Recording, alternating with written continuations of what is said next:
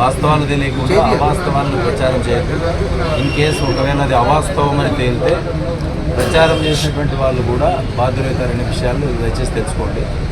ఎందుకు ఈ విషయాలు చెప్తున్నామంటే ఎవరైనా కానీ అబద్ధాలని ప్రచారం చేసి అవి రెచ్చగొట్టే చర్యలుగా మారి రేపు పొద్దున ఏవైనా జరగరాని సంఘటనలు చట్ట వ్యతిరేకంగా జరిగితే వాళ్ళందరూ కూడా చట్ట పరిధిలోకి వచ్చి శిక్షార్హులు అవుతారని చెప్పి తెలియజేస్తూ ఉన్నాం.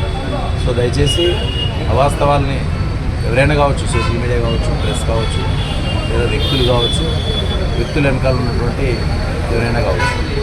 సో దయచేసి అలాంటి అవాస్తవాలను ఎక్కడ కూడా ప్రచారం చేయదు. వాస్తవాలు తెలుసుకొని ప్రచారం చేస్తే పబ్లిక్కి మంచి జరుగుతుందనేటువంటి కాన్సెప్ట్గా పెట్టుకోండి. సో దయచేసి ఈ విషయాన్ని మళ్ళీ చేయాలని చెప్పి కోరుతూ థ్యాంక్ యూ సార్. ఫేక్ ఐడీల గురించి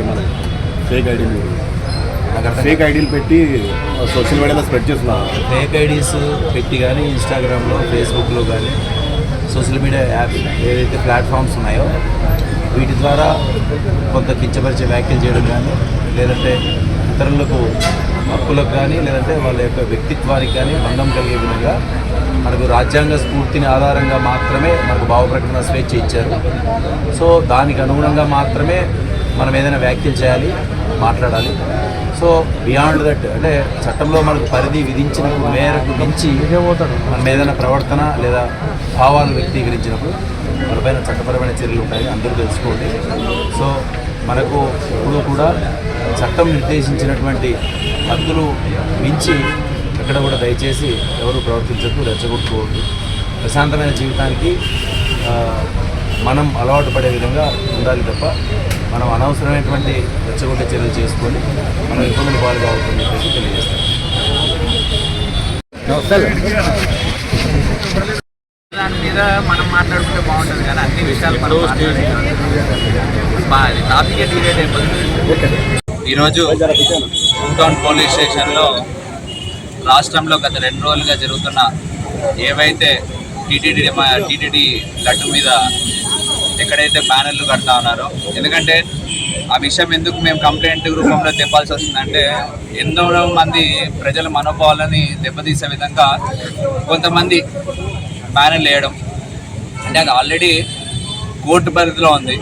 సిబిఐ పెద్ద పెద్ద సంస్థలే దర్యాప్తు చేస్తుంది కాబట్టి అట్లాంటి విషయంలో ఇంకా నిజాలు తెలుసుకోకుండా ముందే జగన్మోహన్ రెడ్డి గారి మీద కానీ, భూమాన కరుణాకర్ రెడ్డి గారి మీద కానీ, అదేవిధంగా వైవి సుబ్బారెడ్డి గారి మీద కానీ, టీటీడీ మీద ఎంతోమంది జనాల నమ్మకమో లేకపోతే మనం దైవాన్ని కొలిచే వెంకటేశ్వర స్వామి మీద ఒక దుష్ప్రచారం చేయడం ఎంతవరకు కరెక్ట్ అనేది కూడా వాళ్ళు ఎవరైతే ఆ బ్యానర్లు లేదా సోషల్ మీడియాలో ఇవన్నీ అవాస్తవాలను ప్రచారం చేస్తాం వాళ్ళందరినీ కూడా ప్రశ్నిస్తూ ఉన్నాం. ఎందుకంటే ఇది మంచి పద్ధతి కాదు. ఒక దర్యాప్తు జరుగుతుంది, ఒక కోర్టు పరిధిలో ఉన్న విషయాన్ని తీసుకొచ్చి కూడా ఈరోజు అంటే మన రాష్ట్రంలో ఎలా అయిపోయిందంటే ఎవరు డెమోక్రసీ లేకుండా ఏది మాట్లాడినా తప్పే, ఒక రెచ్చగొట్టే విధంగా ప్రజలు భయభ్రాంతులకు గురి చేస్తూ ఉన్నారు ఎక్కడికి పోయినా, ఏ చిన్న విషయం జరిగినా కూడా. ఎందుకంటే నిన్న మొన్న చూసినట్టు ఘటనలు దృష్టిలో ఉంచుకొని మాట్లాడాల్సి వస్తుంది కాబట్టి తెలియజేస్తా ఉన్నాను. ఎందుకంటే ఇది ఎంతోమంది ప్రజల మనోభావాలతో కూడుకున్న విషయం కాబట్టి ఇలాంటివి మళ్ళీ రిపీట్ కాకుండా.